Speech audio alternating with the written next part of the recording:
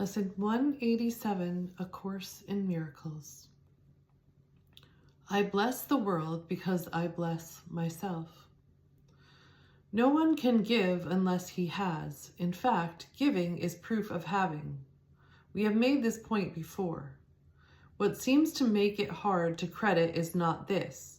No one can doubt that you must first possess what you would give. It is the second phase on which the world and true perception differ. Having had and given, then the world asserts that you have lost what you possessed.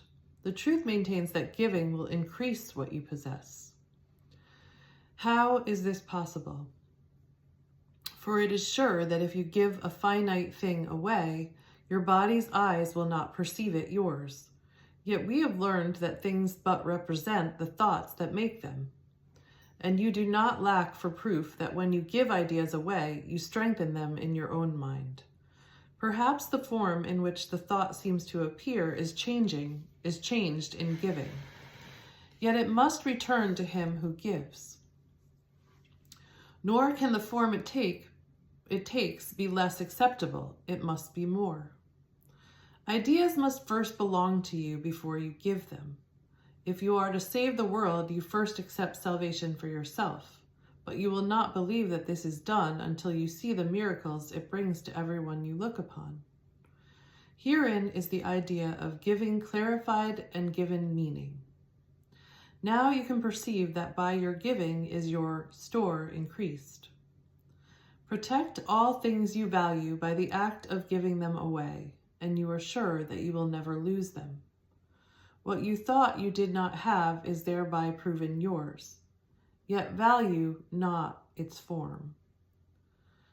For this will change and grow unrecognizable in time, however much you try to keep it safe. No form endures. It is the thought behind the form of things that lives unchangeable.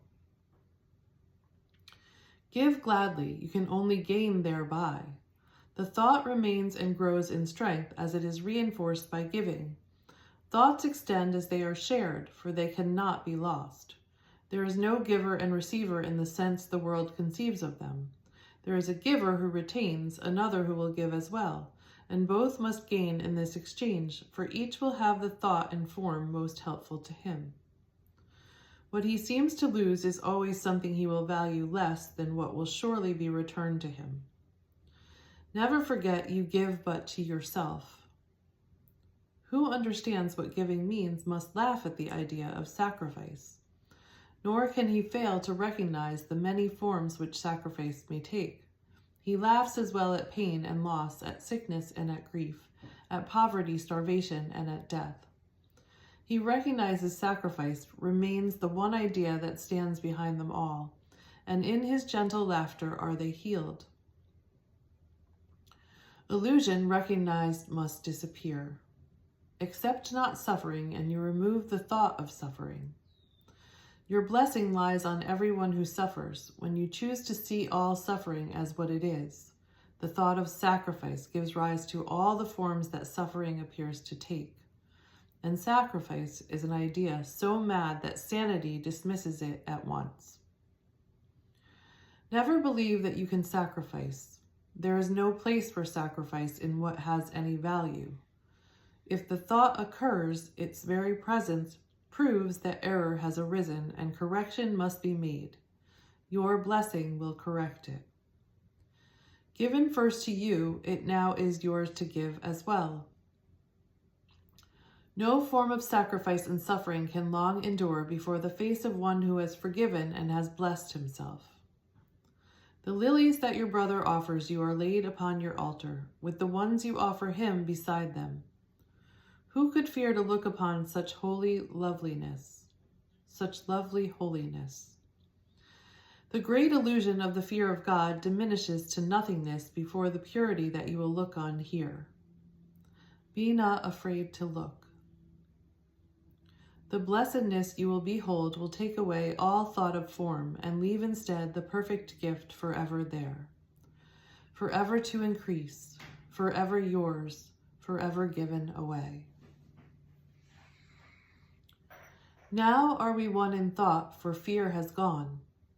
And here, before the altar to one God, one Father, one Creator, and one thought, we stand together as one Son of God, not separate from Him who is our source, not distant from one brother who is part of our one self, whose innocence has joined us all as one. We stand in blessedness and give as we receive. The name of God is on our lips, and as we look within, we see the purity of heaven shine in our reflection of our Father's love. Now are we blessed, and now we bless the world. What we have looked upon we would extend, for we would see it everywhere. We would behold it shining with the grace of God in everyone. We would not have it be withheld from anything we look upon.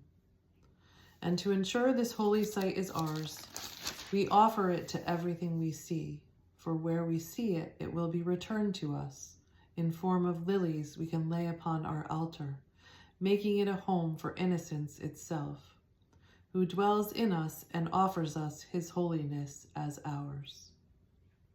And so it is.